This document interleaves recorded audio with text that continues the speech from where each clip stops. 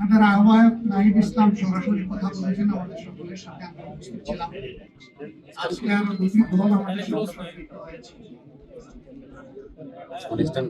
জনাব কর্নেল অলি আহমদ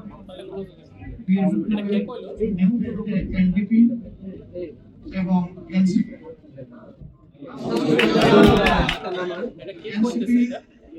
একটু আগে আমাদের সাথে সাথে বৈঠকটা সমাপ্ত হয়েছে। তারা এই বৈঠকে আসার সময় এবং সুযোগটা পাননি।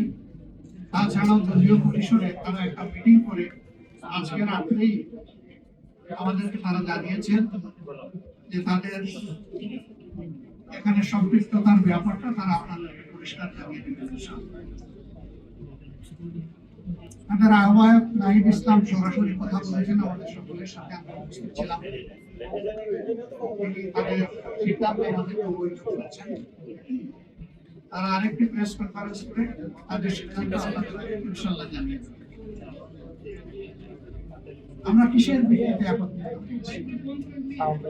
আমাদের লক্ষ্যের কথা আমরা বলেছি। এটা আমাদের একটি মজবুত নির্বাচনী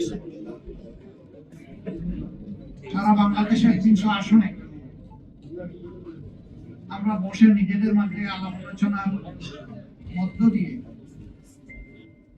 বিভিন্ন আসন আমাদের মধ্যে আমরা নির্ধারণ করেছি। যেহেতু দুইটা দল একেবারে শেষ পর্যায়ে এসে আমাদের সাথে তারা মিলিত হয়েছে, আরো অনেকগুলো দল তারা আগ্রহী ছিলেন, বাট এই প্রক্রিয়া এই মুহূর্তে এখানে সম্পৃক্ত করা আমাদের খুবই দুর্বল হয়ে গেছে। অনেকের আগ্রহ থাকা সত্ত্বেও আমরা সেভাবে তাদেরকে সম্পৃক্ত করতে পারছি না। আমরা তাদের কাছে দুঃখ প্রকাশ করছি, কিন্তু জাতীয় জীবনে ইনশাআল্লাহ আমরা তাদের সাথে একসাথে কাজ করব এই জাতিকে গড়ার জন্য ইনশাআল্লাহ। আমাদের আসন সমঝোতা অলমোস্ট কমপ্লিট। সামান্য একটু বিষয় যেগুলো রয়েছে আমরা আশা করছি এটা নমিনেশন ফাইল করার পরপরই আমরা সেটাও ইনশাআল্লাহ আলাপ আলোচনার ভিত্তিতে সুন্দরভাবে সমাধান করতে পারবো। আপনারা এই ক্ষেত্রে কোনো সমস্যা হবে না, এই ব্যাপারে আমরা খুবই আস্থাশীল। সাংবাদিক বন্ধুগণ, আপনারা জাতির বিবেক এবং মিডিয়া জাতির দর্পণ, আমরা কোন পর্যায়ে চলে গিয়েছিলাম আমরা সবাই জানি। আল্লাহ তাআলার বিশেষ মেহেরবানি 24-এর গণবিপ্লবের মধ্য দিয়ে আন্দোলন অভ্যুত্থান যেভাবে বলুন তার মধ্য দিয়ে কার্যত এই জাতি স্বস্তির নিঃশ্বাস ফেলেছে এবং নতুন করে একটা আজাদির আশা অন্তরে পোষণ করছে।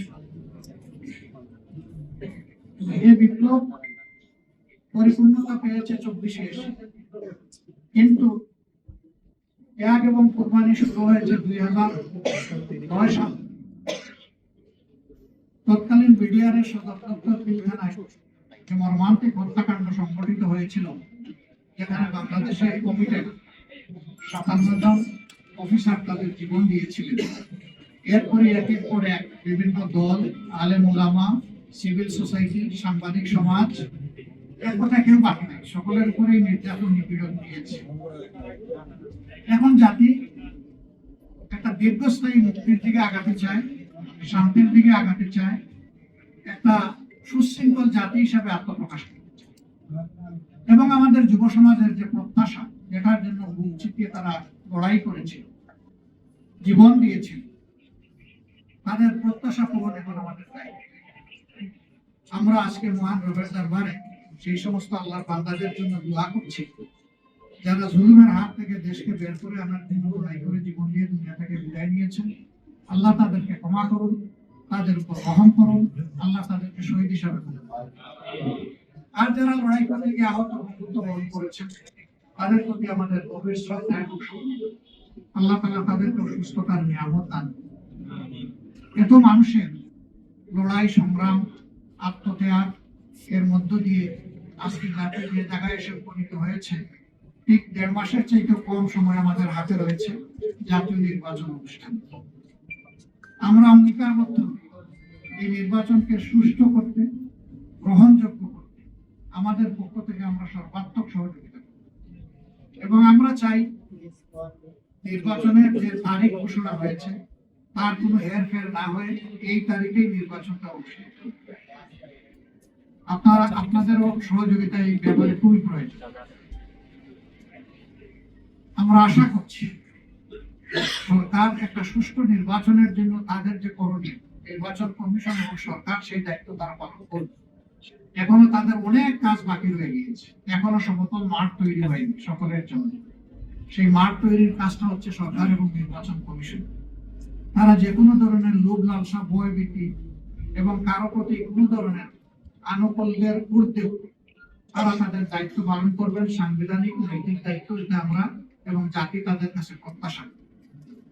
এর যে কোনো ধরনের ব্যতিক্রম এই জাতি মানবে না, কারণ এই ব্যতিক্রমটাই তো আমাদের জীবন থেকে অনেকগুলো বছর টেনে নিয়েছে। তিনটা নির্বাচনে এই যে এখানে যারা উপস্থিত, আমি বিশ্বাস করি অধিকাংশই আপনারা কোনো ভোটই দিতে পারেন। আমরা তো জীবনে 2-4 ভোট দেওয়ার সুযোগ পেয়েছি, আপনারা পাননি। এইভাবে আমাদের ভোটের অধিকার হরণ করে নেওয়া হয়েছে। আগামীতে আমরা ওই ধরনের কোন প্রক্রিয়া কেউ করতে গেলে কোনো অবস্থায় আমরা এটা বরদাস্ত করব। আপনাদের ভোটের জন্য, সকলের ভোটের জন্য আমাদের লড়াই হবে একেবারে ইস্পাত এবং জাতীয় আপনাদের সাথে মিলেমিশে, এই জেনারেশনের সাথে মিলেমিশেই আমরা একটা সুষ্ঠু নির্বাচন আদায় করতে চাই ইনশাআল্লাহ।